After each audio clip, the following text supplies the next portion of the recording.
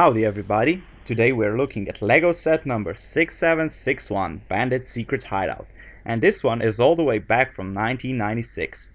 It was priced at around $40 at that time. So this Wild West themed set features an abandoned gold mine that now serves as a hideout for bandits. It's positioned on a Dust Road style base plate with 5 minifigures and 3 horses. I personally really love the Western theme LEGO had going back then, and I'm actually sad to see that they don't bring it back at all. There just seems to be an overflow of superhero themed sets lately. Now don't get me wrong, I'm a huge superhero fan, but sometimes they just seem so forced and not well thought out. Anyway, enough complaining, let's move on to the set itself that has some pretty fun play features and designs. Okay, so moving on to the main building itself. It's an abandoned mine type structure with rock pieces making up the bulk of the build, and it gives it a neat mine-like appearance. There's a small wooden cabin over here, very well incorporated into this rocky terrain, and there is another rock just in front of the main building, and behind the rock are hidden away some playing cards. So I guess this is where the bandits come to play poker.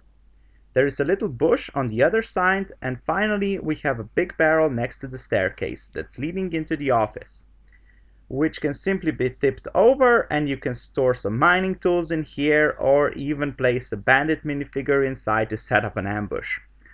Just in front of the mine is a keep out sign. This one is very nicely done with this little skeleton hat piece and the cowboy hat. And if you remove the sign and this top rock, you can see some gold underneath. Now on top of the mine is what I'm inclined to say is an attempt at building a Gatling gun, but it's actually just 3 rifles built together on a rotating base. Now don't get me wrong, I love this design, it's awesome, I'm just unsure how firing the thing like this is practical. There is a bush on top as well, just adding to the detail a bit. On the roof it's a gold mine sign and behind it is a hidden barrel. So a bandit can simply kick the barrel down and the sign swings out of the way just enough to let the barrel roll down the roof and onto an unsuspecting passing cavalryman. Ouch!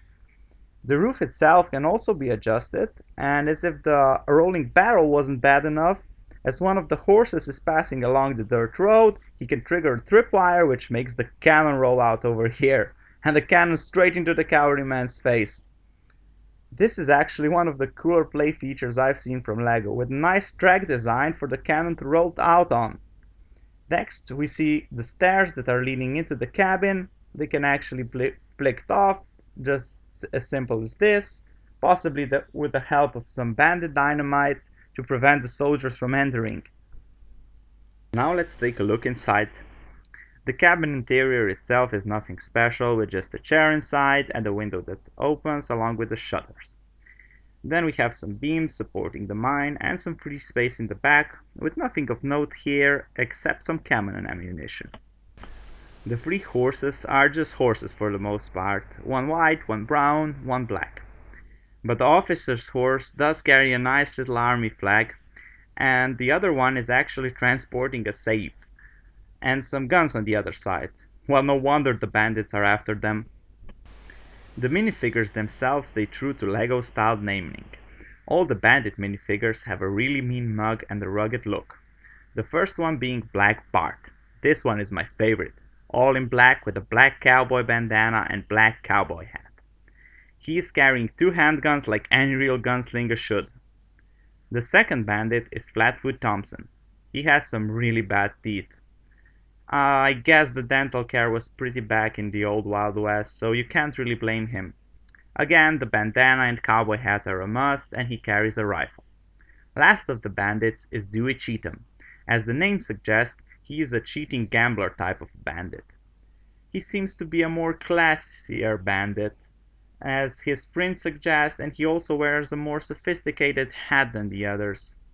He comes with a handgun in case the poker game goes south, and I guess the cards behind the smaller rock outside are his lucky playing cards. Okay, so moving on to the good guys. First we have the cavalry soldier with the typical US cavalry uniform print of that era, a white bandana and the cavalryman hat. The final minifigure is the cavalry officer. He comes with a white bandana as well, but wears an officer's blue hat. He also holds an officer's saber and a trumpet to rally the troops. So all in all, I believe this set is of really great value for the price it had. There are only 238 pieces, but that is kind of misleading since the big rocky pieces take up a lot of space and make the set actually look a lot bigger. It also has quite a number of cool play features and some very innovative ones, I must add. The Western themed minifigures are some of my favorite LEGO minifigures overall, and I would really love to see LEGO make a Western reboot of sorts. But Batman disagrees though, always the grumpy one. Anyway, that's about it for this set. Let me know if you have anything to add or if you yourself are a LEGO Western theme enthusiast. Also, be sure to hit the like and subscribe buttons if you enjoyed this video and if you would like to see more of them. Until then, I tip my hat and ride off into the sunset.